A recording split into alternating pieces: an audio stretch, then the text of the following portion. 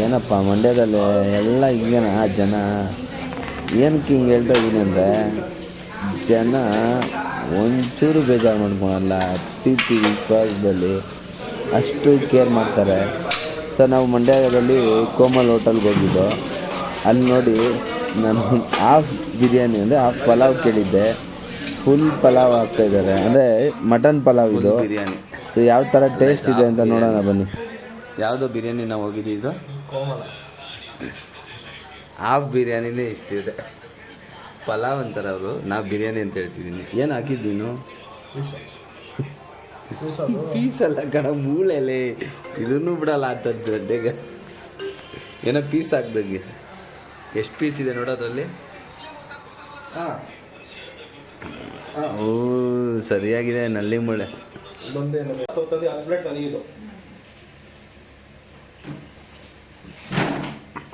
ಮೇಲ್ಗಡೆನೆ ಜಿಮ್ಗೆ ಹೋಗೋದಲ್ಲ. ಜನ ಅಲ್ಲಿ ಅಪ್ಪ ಈ ತರ ದೊಡ್ಡದ್ರಲ್ಲಿ ದಿನಕ್ಕೆ 4 ಸತಿ ಮಾಡ್ತಾರೆ. ಆದ್ರೂ ಉಳಿಯಲ್ಲ. ಲೇಡೀಸ್ ಹೋಗಿ ಎಲ್ಲಾರು ಬಂದು ತಿಂತಾರೆ.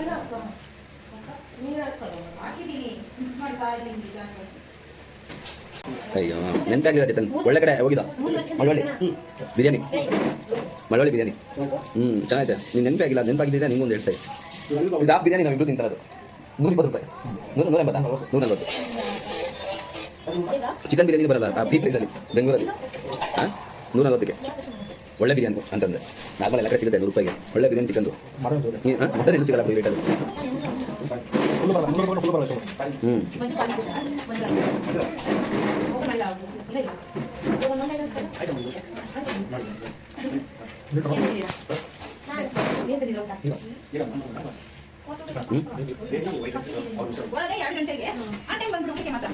ಬನ್ನಿ ಮೇಡಮ್, ಬಿರಿಯಾನಿ ಸ್ಮೆಲ್ ಮಾಡಿ.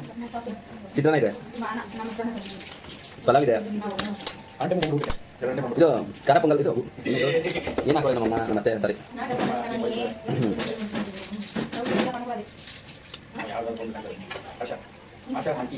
10 ಪ್ಲೇಟ್ ತಗೊಂಡ ಒಂದೇ ಪ್ಲೇಟ್ ನಮ್ಮ ಕೈ ಮಿಕ್ಕಿರೋದು.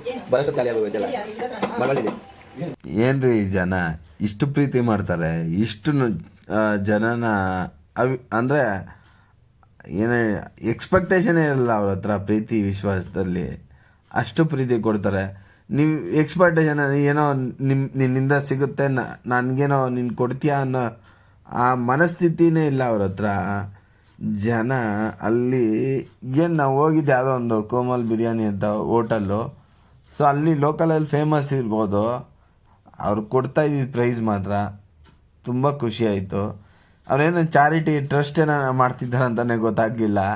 140 ರೂಪಾಯಿಗೆ ಮಟನ್ ಒಂದು ಪ್ಲೇಟಲ್ಲಿ ಹಾಕಿದ್ರು. ಅದಾದಮೇಲೆ ತಿರ್ಗಾ ಒಂಚೂರು ರೈಸ್ ಹಾಕಿದ್ರು. ಅದೆರಡು ನಾನು ಒಬ್ಬನೇ ತಿನ್ನಲಿಲ್ಲ, ನನ್ನ ಜೊತೆ ಇನ್ನು ಮನು ಕೂಡ ತಿಂದ. ಅವನೇ ತೊಗೊಂಡಿದ್ದೆ. ನನಗೆ ಹೋಗೋದು ಬೇಡ, ಸುಮ್ಮನೆ ಲೇಟ್ ಆಗಿಬಿಡುತ್ತೆ, ನಡಿಯಪ್ಪ, ಇವನು ಊಟ ತಿನ್ಸಿನೇ ಸಾಯಿಸ್ಬಿಡ್ತಾನೆ, ನಡಿಯೋ ಅಂತ ಹೇಳೋಣ ಅನ್ನೋಷ್ಟು ಕೋಪ ಇತ್ತು. ಆದರೆ ಅವನು ತಗೊಬಂದು ಅಲ್ಲಿಂದ ತಂದು ನನಗೆ ಕೊಟ್ಟ. ತಿಂದಮೇಲೆ ಆ ಟೇಸ್ಟ್ ಮಾತ್ರ ತುಂಬ ಚೆನ್ನಾಗಿತ್ತು. ನೀವು ನೆಕ್ಸ್ಟ್ ಟೈಮ್ ಆ ಜಾಗಕ್ಕೆ ಹೋಗಿ ವಿಸಿಟ್ ಮಾಡಿ. ಮತ್ತು ಇದು ಯಾವ ಜಾಗ ಅಂತ ಹೇಳಿ.